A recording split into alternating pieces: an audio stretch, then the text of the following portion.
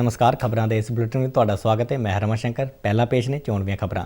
प्रधानमंत्री नरेंद्र मोदी ने कहा है कि कोरोना काल विच भी भारत उच्च विकास दर बनाए रखने में सफल रहा।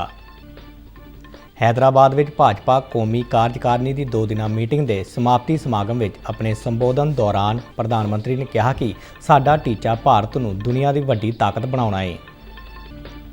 नरेंद्र मोदी ने कहा कि कई पार्टियां अपनी होंद नूं बचाउण विच लगियां होईयां ने।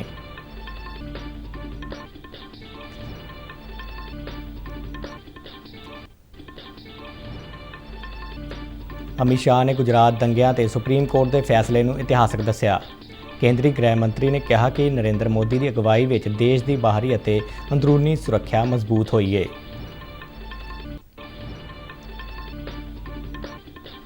पंजाब के मुख्यमंत्री भगवंत मान वालों भलके अपने मंत्रिमंडल में विस्तार किए जाने की संभावना।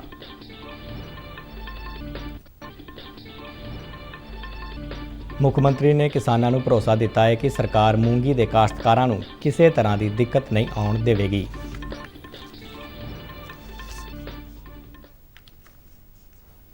ते हुण खबरां विस्तार नाल। प्रधानमंत्री नरेंद्र मोदी ने कहा है कि कोरोना काल में भी भारत उच्च विकास दर बनाए रखने में सफल रहा। अज हैदराबाद में भाजपा कौमी कार्यकारिणी की 2 दिना मीटिंग के समाप्ति समागम में संबोधन करदਿਆਂ उन्होंने कार्यकर्तावां नूं देश में विभिन्नता की शक्ति नाल भाजपा नूं मजबूत करने की अपील की। नरेंद्र मोदी ने कहा कि साडा मंत्र है सर्वजन हिताए सर्वजन सुखाए। उन्होंने कहा कि साडा टीचा देश नूं दुनिया की वड्डी ताकत बनाउणा है। सीनियर भाजपा आगू और केंद्रीय मंत्री रविशंकर प्रसाद ने हैदराबाद में एक प्रेस कॉन्फ्रेंस दौरान प्रधानमंत्री के भाषण के मुख बिंदुओं की चर्चा करदਿਆਂ कहा कि प्रधानमंत्री ने अपने भाषण में नौजवानों को देश के निर्माण में अगे आउण का सੱਦਾ दिता। नरेंद्र मोदी ने विरोधी पार्टियों में लोकतंत्री प्रक्रिया से सवाल चुकदਿਆਂ कहा कि कई पार्टियां अपनी होंद को बचाउण में लगियां होईयां ने। उन्होंने कहा कि देश परिवारवाद तो तंग आ चुका है। प्रधानमंत्री ने अगे कहा कि भाजपा ने राष्ट्रपति उम्मीदवार लई अनुसूचित वर्ग नाल संबंधित द्रौपदी मुर्मू नूं अपना उम्मीदवार बनाया और वो भारी बहुमत नाल इस अहुदे लई चुने जाणगे।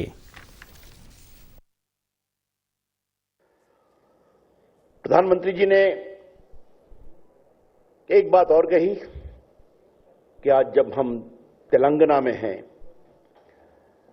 तो बीजेपी बहुत जगह आगे बढ़ी है। बीजेपी को उसके काम, उसके गवर्नेंस के कारण, उसकी ईमानदारी के कारण बहुत जनता का आशीर्वाद मिलता है। लेकिन कई ऐसे प्रदेश हैं जहां अभी भी संघर्ष जारी है और कार्यकर्ता बिना सत्ता की परवाह किए हुए संघर्ष करते हैं, बलिदान करते हैं।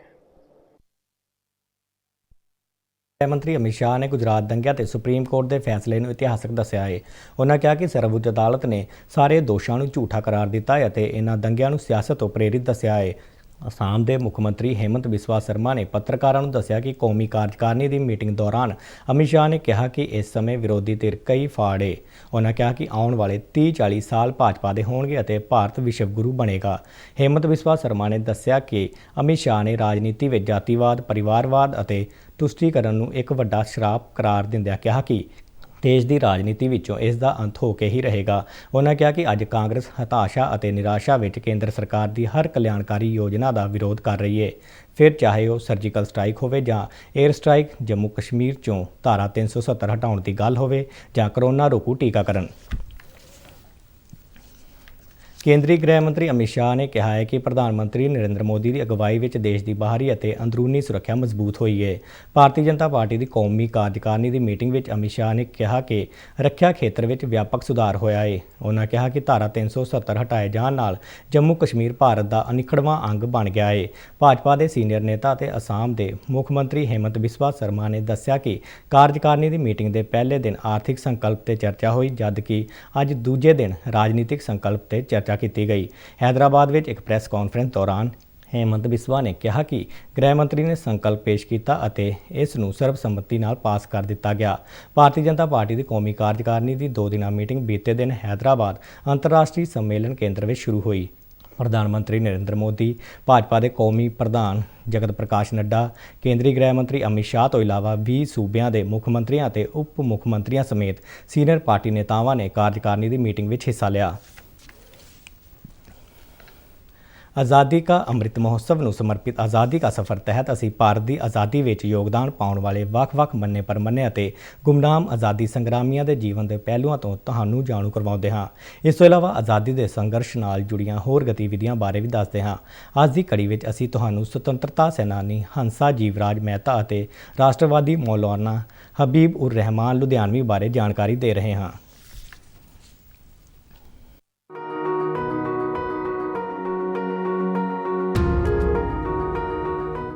ਅੱਜ ਦੇ ਐਪੀਸੋਡ ਵਿੱਚ ਅਸੀਂ ਰਾਸ਼ਟਰਵਾਦੀ ਹੰਸਾ ਜੀਵਰਾਜ ਮਹਿਤਾ ਨੂੰ ਯਾਦ ਕਰ ਰਹੇ ਹਾਂ। ਉਹਨਾਂ ਦਾ ਜਨਮ 3 ਜੁਲਾਈ 1897 ਨੂੰ ਸੂਰਤ, ਗੁਜਰਾਤ ਵਿੱਚ ਹੋਇਆ ਸੀ। ਉਹਨਾਂ ਨੇ ਨਾਮ ਮਿਲਵਰਤਨ ਅੰਦੋਲਨ ਅਤੇ ਸਵਦੇਸ਼ੀ ਅੰਦੋਲਨ ਵਿੱਚ ਹਿੱਸਾ ਲਿਆ ਅਤੇ 1932 ਵਿੱਚ ਗ੍ਰਿਫਤਾਰ ਕੀਤਾ ਗਿਆ। ਹੰਸਾ ਜੀਵਰਾਜ ਮਹਿਤਾ ਨੇ ਬੜੌਦਾ ਕਾਲਜ ਵਿੱਚ ਫਿਲਾਸਫੀ ਦੀ ਪੜ੍ਹਾਈ ਕੀਤੀ ਅਤੇ ਫਿਰ ਇੰਗਲੈਂਡ ਵਿੱਚ ਪੱਤਰਕਾਰੀ ਅਤੇ ਸਮਾਜ ਸ਼ਾਸਤਰ ਦੀ ਪੜ੍ਹਾਈ ਕੀਤੀ। 1920 ਵਿੱਚ ਲੰਡਨ ਵਿੱਚ ਆਪਣੇ ਨਿਵਾਸ ਦੌਰਾਨ ਮਹਿਤਾ ਨੇ ਸਰੋਜਨੀ ਨਾਇਡੂ ਨਾਲ ਮੁਲਾਕਾਤ ਕੀਤੀ, ਜਿਸ ਨੇ ਬਾਅਦ ਵਿੱਚ ਉਹਨਾਂ ਨੂੰ ਮਹਾਤਮਾ ਗਾਂਧੀ ਨਾਲ ਮਿਲਾਇਆ ਅਤੇ ਉਹਨਾਂ ਨੂੰ ਆਜ਼ਾਦੀ ਅੰਦੋਲਨ ਨਾਲ ਜੋੜਿਆ।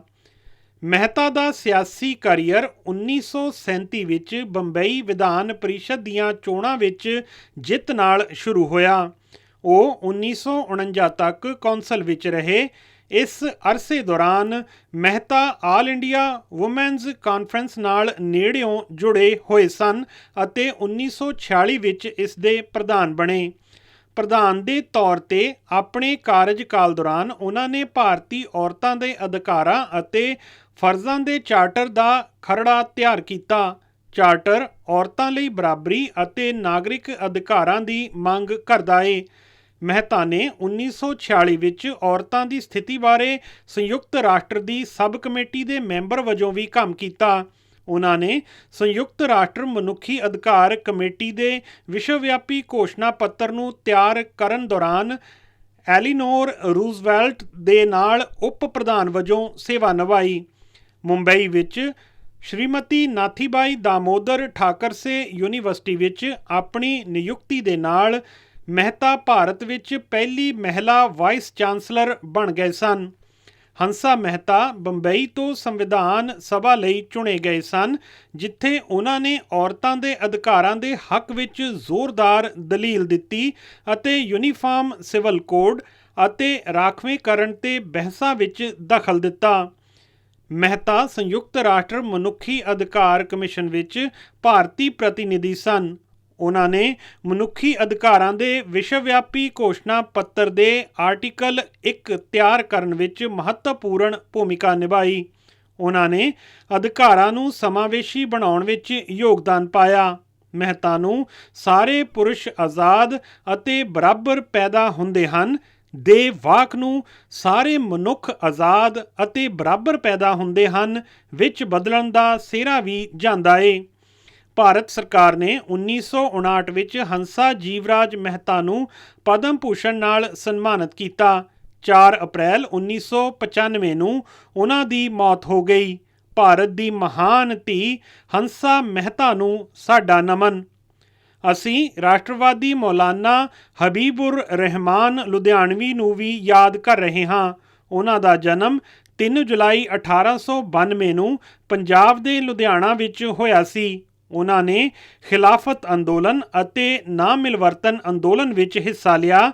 ਆਪਣੇ ਭਾਸ਼ਣ ਵਿੱਚ ਲੋਕਾਂ ਨੂੰ ਅੰਗਰੇਜ਼ਾਂ ਦੇ ਵਿਰੁੱਧ ਖੜੇ ਹੋਣ ਲਈ ਪ੍ਰੇਰਿਤ ਕਰਨ ਦੇ ਦੋਸ਼ ਤਹਿਤ ਉਹਨਾਂ ਨੂੰ ਗ੍ਰਿਫਤਾਰ ਕੀਤਾ ਗਿਆ। ਹਬੀਬ ਨੂੰ ਕਈ ਵਾਰ ਜੇਲ੍ਹ ਜਾਣਾ ਪਿਆ ਅਤੇ ਉਹਨਾਂ ਨੇ ਲਗਭਗ 14 ਸਾਲ ਦੇਸ਼ ਦੀਆਂ ਵੱਖ-ਵੱਖ ਜੇਲ੍ਹਾਂ ਵਿੱਚ ਗੁਜ਼ਾਰੇ। ਹਬੀਬ ਆਜ਼ਾਦੀ ਘੁਲਾਟੀਆਂ ਦੇ ਪਰਿਵਾਰ ਨਾਲ ਸੰਬੰਧਿਤ ਸਨ। ਉਹਨਾਂ ਦੇ ਦਾਦਾ ਸ਼ਾਹ ਅਬਦੁਲ ਕਾਦਰ ਲੁਧਿਆਣਵੀ 1857 ਵਿੱਚ ਭਾਰਤ ਦੀ ਪਹਿਲੀ ਆਜ਼ਾਦੀ ਦੀ ਲੜਾਈ ਦੌਰਾਨ ਈਸਟ ਇੰਡੀਆ ਕੰਪਨੀ ਦੇ ਵਿਰੁੱਧ ਖੜੇ ਹੋਣ ਵਾਲੇ ਪੰਜਾਬ ਦੇ ਪਹਿਲੇ ਲੋਕਾਂ ਵਿੱਚ ਸ਼ਾਮਲ ਸਨ। ਉਹਨਾਂ ਦੇ ਕਈ ਨੇੜਲੇ ਰਿਸ਼ਤੇਦਾਰਾਂ ਨੂੰ ਵੀ ਜੇਲ੍ਹ ਜਾਣਾ ਪਿਆ। ਉਹਨਾਂ ਦੀ ਪਤਨੀ ਸੁਤੰਤਰਤਾ ਸੈਨਾਨੀ ਸ਼ਫਤੂ ਤ੍ਰਿਸ਼ਾ ਬੀਬੀ ਨੇ ਆਪਣੇ ਪਰਿਵਾਰ ਤੇ ਬਰਤਾਨਵੀ ਪੁਲਿਸ ਦੇ ਵਹਿਸ਼ੀ ਜ਼ਬਰ ਦੇ ਬਾਵਜੂਦ ਹਬੀਬ ਦਾ ਸਮਰਥਨ ਕੀਤਾ। ਹਬੀਬੁਲ ਰਹਿਮਾਨ ਲੁਧਿਆਣਵੀ ਨੇ ਜਮਾਤੁਲ ਜਮੀਅਤ ਹਿੰਦ ਵਿੱਚ ਅਹਿਮ ਭੂਮਿਕਾ ਨਿਭਾਈ ਅਤੇ ਮੌਲਾਨਾ ਅਬੁਲ ਕਲਾਮ ਆਜ਼ਾਦ ਦੀ ਸਲਾਹ ਤੇ 1920 ਵਿੱਚ ਮਜਲਿਸ-ਏ ਅਹਿਰਾਰ ਯਾਨੀ ਸੁਤੰਤਰਤਾ ਦੀ ਸੁਸਾਇਟੀ ਦੀ ਸ਼ੁਰੂਆਤ ਕੀਤੀ। ਮੌਲਾਨਾ ਲੁਧਿਆਣਵੀ ਭਗਤ ਸਿੰਘ ਵੱਲੋਂ ਕੇਂਦਰੀ ਅਸੈਂਬਲੀ ਵਿੱਚ ਬੰਬ ਸੁੱਟਣ ਤੋਂ ਬਾਅਦ ਅੰਗਰੇਜ਼ਾਂ ਦੇ ਜ਼ਬਰ ਦੇ ਡਰ ਦੇ ਬਾਵਜੂਦ ਭਗਤ ਸਿੰਘ ਦੇ ਪਰਿਵਾਰ ਨੂੰ ਪਨਾਹ ਦੇਣ ਲਈ ਅੱਗੇ ਆਏ। ਉਹਨਾਂ ਨੇ 1931 ਵਿੱਚ ਸ਼ਾਹੀ ਜਾਮਾ ਮਸਜਿਦ ਨੇੜੇ 300 ਅੰਗਰੇਜ਼ ਅਧਿਕਾਰੀਆਂ ਅਤੇ ਪੁਲਿਸ ਦੇ ਸਾਹਮਣੇ ਭਾਰਤੀ ਝੰਡਾ ਲਹਿਰਾਇਆ। ਇਸ ਲਈ ਉਹਨਾਂ ਨੂੰ ਗ੍ਰਿਫਤਾਰ ਕਰ ਲਿਆ ਗਿਆ। ਜਦੋਂ ਅੰਗਰੇਜ਼ ਅਧਿਕਾਰੀਆਂ ਨੇ ਲੁਧਿਆਣਾ ਰੇਲਵੇ ਸਟੇਸ਼ਨ ਤੇ ਹਿੰਦੂਆਂ ਅਤੇ ਮੁਸਲਮਾਨਾਂ ਲਈ ਪਾਣੀ ਦੇ ਵੱਖੋ ਵੱਖਰੇ ਭਾਂਡਿਆਂ ਦਾ ਪ੍ਰਬੰਧ ਕੀਤਾ ਤਾਂ ਉਹਨਾਂ ਨੇ ਹਿੰਦੂ, ਮੁਸਲਮਾਨ ਅਤੇ ਸਿੱਖ ਵਰਕਰਾਂ ਦੀ ਸਹਾਇਤਾ ਨਾਲ ਉਹਨਾਂ ਘੜਿਆਂ ਨੂੰ ਤੋੜ ਦਿੱਤਾ। ਇਸ ਦੇ ਲਈ ਉਹਨਾਂ ਨੂੰ ਮੁੜ ਗ੍ਰਿਫਤਾਰ ਕਰ ਲਿਆ ਗਿਆ। 1947 ਦੇ ਮਾੜੇ ਸਮੇਂ ਵਿੱਚ ਮਾੜੇ ਮਾਹੌਲ ਕਾਰਨ ਹਬੀਬੁਰ ਰਹਿਮਾਨ ਨੇ ਆਪਣੇ ਦੋਸਤਾਂ ਦੀ ਸਲਾਹ ਤੇ ਲੁਧਿਆਣਾ ਛੱਡ ਦਿੱਤਾ ਸੀ। ਉਹਨਾਂ ਨੇ ਦਿੱਲੀ ਦੇ ਇੱਕ ਸ਼ਰਨਾਰਥੀ ਕੈਂਪ ਵਿੱਚ ਸ਼ਰਨ ਲਈ ਸੀ। ਉਹਨਾਂ ਨੇ ਮੁਸਲਿਮ ਲੀਗ ਦੀ ਵੰਡਵਾਦੀ ਸਿਆਸਤ ਨੂੰ ਰੱਦ ਕਰ ਦਿੱਤਾ ਅਤੇ ਆਪਣੇ ਜੱਦੀ ਘਰ ਲੁਧਿਆਣਾ ਵਾਪਸ ਆ ਗਏ। ਆਜ਼ਾਦੀ ਅਤੇ ਆਪਣੀ ਮੌਤ ਤੱਕ ਲੋਕਾਂ ਦੀ ਆਜ਼ਾਦੀ ਲਈ ਵਚਨਬੱਧ ਰਹੇ।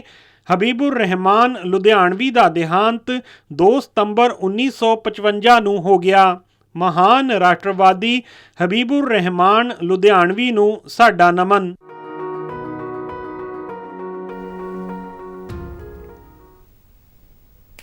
ਕੇਂਦਰ ਸਰਕਾਰ ਨੇ ਤਿੰਨੋਂ ਫੌਜਾਂ ਵਿੱਚ ਅਗਨੀਪਥ ਯੋਜਨਾ ਤਹਿਤ ਅਗਨੀਵੀਰਾਂ ਦੀ ਭਰਤੀ ਦਾ ਐਲਾਨ ਕੀਤਾ ਹੈ।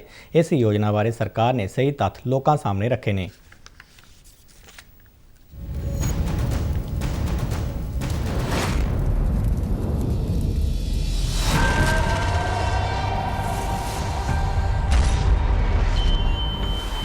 ਰਾਸ਼ਟਰ ਸਭ ਤੋਂ ਉੱਪਰ, ਦੇਸ਼ ਨਾਲ ਹੀ ਹੋਵੇ ਜਿਸ ਦੀ ਪਛਾਣ। ਖਤਰਿਆਂ ਨਾਲ ਅੱਖਾਂ ਮਿਲਾਉਣ ਦਾ ਜਨੂਨ, ਇਸ ਤਰ੍ਹਾਂ ਦੇ ਨੇ ਭਾਰਤ ਦੇ ਵੀਰ ਜਵਾਨ।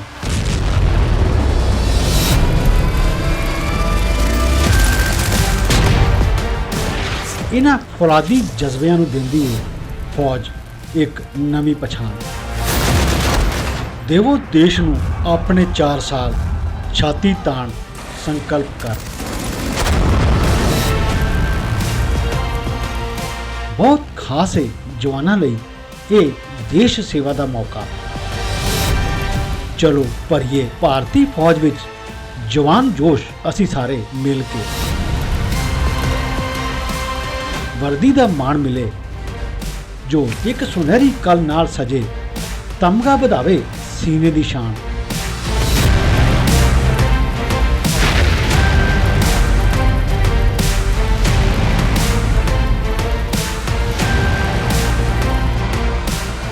ਬਹਾਦਰ ਯੋਧੇ ਸਾਡੇ ਭਰਨ ਆਤਮ ਨਿਰਭਰਤਾ ਦੀ ਉਡਾਨ।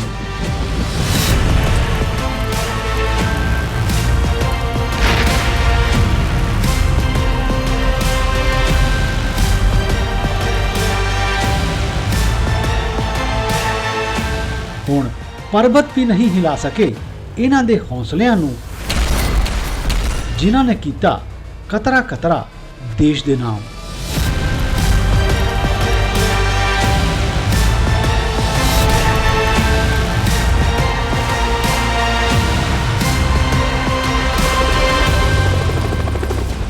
ਬਣੋ ਭਾਰਤ ਦੇ ਅਗਨੀਵੀਰ, ਅਗਨੀਵੀਰ ਬਣੋ।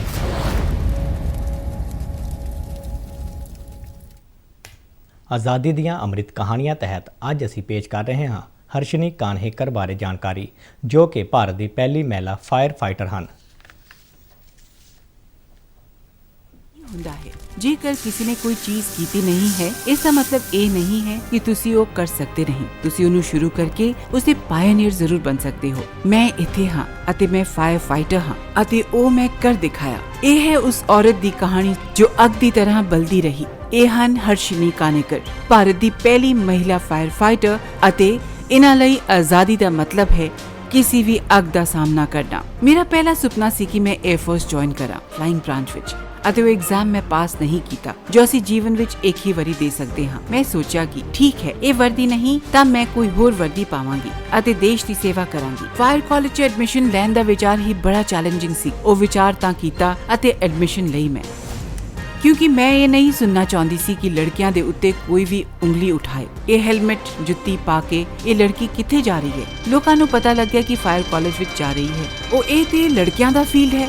ਇਹ ਲੜਕੀ ਕਿੱਥੇ ਜਾਏਗੀ? ਕਦੋਂ ਤੱਕ ਰਹੇਗੀ? ਇਹ ਲੜਕੀ ਕਦੋਂ ਤੱਕ ਟਿਕੇਗੀ? ਜੋ ਵੀ ਨੈਗੇਟਿਵ ਆਇਆ ਉਹਨੂੰ ਮੈਂ ਬੂਸਟਿੰਗ ਦੀ ਤਰ੍ਹਾਂ ਪੋਜ਼ਿਟਿਵ ਵਿੱਚ ਬਦਲਿਆ।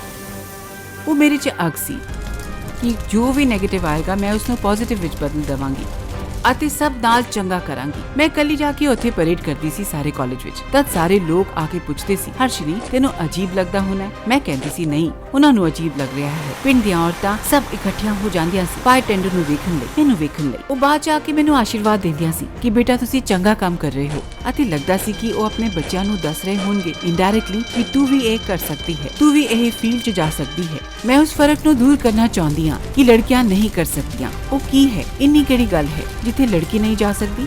ਜਿਵੇਂ ਮੈਂ ਬੜੀ ਚੰਗੀ ਬਾਈਕਰ ਹਾਂ ਕਿ ਮੇਰੀ ਬਾਈਕ ਨੂੰ ਥੋੜੀ ਪਤਾ ਹੈ ਕਿ ਲੜਕਾ ਚਲਾ ਰਿਹਾ ਹੈ ਜਾਂ ਲੜਕੀ, ਠੀਕ ਉਸੇ ਤਰ੍ਹਾਂ ਇਸ ਲਈ ਜੇਕਰ ਅਸੀਂ ਕਿਸੇ ਨੂੰ ਜੈਂਡਰ ਦੇ ਆਧਾਰ ਤੇ ਸੀਮਿਤ ਕਰਦੇ ਹਾਂ ਤਾਂ ਇਹ ਬੜਾ ਹੀ ਗਲਤ ਹੈ। ਮੇਰੀ ਆਸ ਹੈ ਕਿ ਮੇਰੀ ਕਹਾਣੀ ਸੁਣ ਕੇ ਤੁਹਾਡੇ ਅੰਦਰ ਵੀ ਇੱਕ ਚਿੰਗਾਰੀ ਭੜਕ ਜਾਏ। ਹਰਸ਼ਨੀ ਕਾਨੇਕਰ ਦੀ ਕਹਾਣੀ ਕਰੋੜਾਂ ਭਾਰਤੀਆਂ ਲਈ ਇੱਕ ਜੋਤ ਬਣ ਕੇ ਜਗਦੀ ਰਹੇਗੀ। ਭਾਰਤ ਦੀਆਂ ਪ੍ਰੇਰਨਾਦਾਇਕ ਔਰਤਾਂ ਦੀਆਂ ਕਹਾਣੀਆਂ ਲੈ ਕੇ ਅਸੀਂ ਜਲਦੀ ਹੀ ਮੁੜ ਆਵਾਂਗੇ। ਆਜ਼ਾਦੀ ਦੀਆਂ ਅੰਮ੍ਰਿਤ ਕਹਾਣੀਆਂ, ਸੂਚਨਾ ਅਤੇ ਪ੍ਰਸਾਰਣ ਮੰਤਰਾਲਾ ਅਤੇ ਨੈਟਫਲਿਕਸ ਦੁਆਰਾ ਪ੍ਰਸਤੁਤ। ਪੰਜਾਬ ਦੇ ਮੁੱਖ ਮੰਤਰੀ ਭਗਵੰਤ ਮਾਨ ਵੱਲੋਂ ਭਲਕੇ ਆਪਣੀ ਮੰਤਰੀ ਮੰਡਲ ਵਿੱਚ ਵਿਸਥਾਰ ਕੀਤੇ ਜਾਣ ਦੀ ਸੰਭਾਵਨਾ ਹੈ। ਸਮਝਿਆ ਜਾ ਰਿਹਾ ਹੈ ਕਿ ਬਾਅਦ ਦੁਪਹਿਰ ਹੋਣ ਵਾਲੇ ਸਹੁੰ ਚੁੱਕ ਸਮਾਗਮ ਦੌਰਾਨ 5 ਵਿਧਾਇਕ ਮੰਤਰੀ ਮੰਡਲ ਵਿੱਚ ਸ਼ਾਮਲ ਕੀਤੇ ਜਾ ਸਕਦੇ ਨੇ। ਕੋਈ 3 ਮਹੀਨੇ ਪਹਿਲਾਂ 117 ਸੀਟਾਂ ਵਿੱਚੋਂ 92 ਸੀਟਾਂ ਦੇ ਧਮਾਕੇਦਾਰ ਜਿੱਤ ਹਾਸਲ ਕਰਨ ਤੋਂ ਬਾਅਦ ਆਮ ਆਦਮੀ ਪਾਰਟੀ ਦੀ ਸਰਕਾਰ ਹੋਂਦ ਵਿੱਚ ਆਈ। ਮੁੱਖ ਮੰਤਰੀ ਸਮੇਤ 10 ਮੰਤਰੀਆਂ ਨੂੰ ਪੰਜਾਬ ਕੈਬਨਿਟ ਵਿੱਚ ਸ਼ਾਮਲ ਕੀਤਾ ਗਿਆ, ਪਰ ਪਿਛਲੇ ਮਹੀਨੇ ਭ੍ਰਿਸ਼ਟਾਚਾਰ ਦੇ ਦੋਸ਼ ਕਾਰਨ ਵਿਜੇ ਸਿੰਗਲਾ ਨੂੰ ਮੰਤਰੀ ਦੇ ਅਹੁਦੇ ਤੋਂ ਬਰਖਾਸਤ ਕਰ ਦਿੱਤਾ ਗਿਆ ਸੀ। ਸੂਬੇ ਵਿੱਚ ਆਮ ਆਦਮੀ ਪਾਰਟੀ ਦੀ ਸਰਕਾਰ ਆਉਣ ਤੋਂ ਬਾਅਦ ਪੰਜਾਬ ਕੈਬਨਿਟ ਦਾ ਇਹ ਪਹਿਲਾ ਵਿਸਥਾਰ ਹੋਵੇਗਾ। ਪੰਜਾਬ ਦੇ ਮੁੱਖ ਮੰਤਰੀ ਭਗਵੰਤ ਮਾਨ ਨੇ ਕਿਸਾਨਾਂ ਨੂੰ ਭਰੋਸਾ ਦਿੱਤਾ ਹੈ ਕਿ ਉਹਨਾਂ ਦੀ ਸਰਕਾਰ ਮੂੰਗੀ ਦੇ ਕਾਸ਼ਤਕਾਰਾਂ ਨੂੰ ਕਿਸੇ ਤਰ੍ਹਾਂ ਦੀ ਦਿੱਕਤ ਨਹੀਂ ਆਉਣ ਦੇਵੇਗੀ। ਮੁੱਖ ਮੰਤਰੀ ਨੇ ਟਵੀਟ ਕਰਕੇ ਸਰਕਾਰ ਵੱਲੋਂ ਕਿਸਾਨਾਂ ਨੂੰ ਮੁਆਵਜ਼ਾ ਦੇਣ ਦਾ ਐਲਾਨ ਕੀਤਾ। ਮੁੱਖ ਮੰਤਰੀ ਨੇ ਕਿਹਾ ਕਿ ਪਿਛਲੇ ਦਿਨੀ ਘੱਟੋ-ਘੱਟ ਸਮਰਥਨ ਮੁੱਲ ਤੋਂ ਘੱਟ ਕੀਮਤ ਤੇ ਖਰੀਦੀ ਗਈ ਮੂੰਗੀ ਦੇ ਨੁਕਸਾਨ ਦੀ ਭਰਪਾਈ ਸਰਕਾਰ ਵੱਲੋਂ ਕੀਤੀ ਜਾਵੇਗੀ, ਜਿਸ ਲਈ ਵਿੱਤ ਵਿਭਾਗ ਨੂੰ ਹੁਕਮ ਜਾਰੀ ਕਰ ਦਿੱਤੇ ਗਏ ਨੇ। ਸ਼੍ਰੀ ਅਮਰਨਾਥ ਸ਼ਰਾਈਨ ਬੋਰਡ ਵੱਲੋਂ ਇਸ ਸਾਲ ਪਵਿੱਤਰ ਗੁਫਾ ਦੇ ਦਰਸ਼ਨਾਂ ਲਈ ਨਾ ਪੁੱਜ ਸਕਣ ਵਾਲੇ ਸ਼ਰਧਾਲੂਆਂ ਲਈ ਆਨਲਾਈਨ ਪੂਜਾ, ਹਵਨ ਅਤੇ ਪ੍ਰਸ਼ਾਦ ਦੀ ਸੇਵਾ ਸ਼ੁਰੂ ਕਰਨ ਦਾ ਐਲਾਨ ਕੀਤਾ ਹੈ। ਬੋਰਡ ਦੀ ਵੈਬਸਾਈਟ ਦੀ ਮਦਦ ਨਾਲ ਇਹਨਾਂ ਆਨਲਾਈਨ ਸੇਵਾਵਾਂ ਦਾ ਲਾਭ ਲਿਆ ਜਾ ਸਕਦਾ ਹੈ। ਆਨਲਾਈਨ ਸੇਵਾਵਾਂ ਗੁਫਾ ਬੋਰਡ ਦੇ ਮੋਬਾਈਲ ਐਪ ਦੀ ਮਦਦ ਨਾਲ ਵੀ ਹਾਸਲ ਕੀਤੀਆਂ ਜਾ ਸਕਦੀਆਂ ਨੇ। ਇਹ ਐਪ ਗੂਗਲ ਪਲੇ ਸਟੋਰ ਤੇ ਉਪਲਬਧ ਹੈ। ਬੋਰਡ ਦੇ ਮੁੱਖ ਕਾਰਜਕਾਰੀ ਅਧਿਕਾਰੀ ਨਿਤੀਸ਼ਵਰ ਕੁਮਾਰ ਨੇ ਦੱਸਿਆ ਕਿ ਪੁਜਾਰੀ ਸ਼ਰਧਾਲੂ ਦੇ ਨਾਮ ਤੇ ਪੂਜਾ ਅਤੇ ਹਵਨ ਕਰਨਗੇ। ਇਸ ਦੌਰਾਨ ਸ਼ਰਧਾਲੂ ਆਨਲਾਈਨ ਢੰਗ ਨਾਲ ਮੌਜੂਦ ਰਹਿਣਗੇ। ਉਹਨਾਂ ਦੱਸਿਆ ਕਿ ਪ੍ਰਸ਼ਾਦ ਸ਼ਰਧਾਲੂ ਦੇ ਘਰ ਤੱਕ ਪਹੁੰਚਾ ਦਿੱਤਾ ਜਾਵੇਗਾ। ਉਹਨਾਂ ਦੱਸਿਆ ਕਿ ਇਸ ਸੇਵਾ ਦੀ ਬੁਕਿੰਗ ਹੋਣ ਤੋਂ ਬਾਅਦ ਸ਼ਰਧਾਲੂ ਦੇ ਰਜਿਸਟਰ ਮੋਬਾਈਲ ਨੰਬਰ ਜਾਂ ਈਮੇਲ ਤੇ ਤਰੀਕ ਅਤੇ ਸਮੇਂ ਸਮੇਤ ਇੱਕ ਲਿੰਕ ਭੇਜ ਦਿੱਤਾ ਜਾਵੇਗਾ। ਖਬਰਾਂ ਦੇ ਬੁਲਟਨ ਸਾਡੇ ਦਰਸ਼ਕ RNU DDK ਜਲੰਧਰ ਦੇ YouTube ਚੈਨਲ, Facebook ਪੇਜ ਅਤੇ ਟਵਿੱਟਰ ਹੈਂਡਲ ਤੇ ਵੀ ਦੇਖ ਸਕਦੇ ਨੇ। ਤੇ ਇਸ ਦੇ ਨਾਲ ਹੀ ਖਬਰਾਂ ਦਾ ਇਹ ਬੁਲਟਨ ਖਤਮ ਹੋਇਆ। ਮੈਂ ਮਾਸਕ ਲਗਾ ਕੇ ਸਟੂਡੀਓ ਤੋਂ ਬਾਹਰ ਜਾ ਰਿਹਾ। ਬਾਹਰ ਜਾਣ ਵੇਲੇ ਤੁਸੀਂ ਵੀ ਮਾਸਕ ਲਗਾ ਕੇ ਜਾਓ। ਇਜਾਜ਼ਤ ਦਿਓ। ਨਮਸਕਾਰ।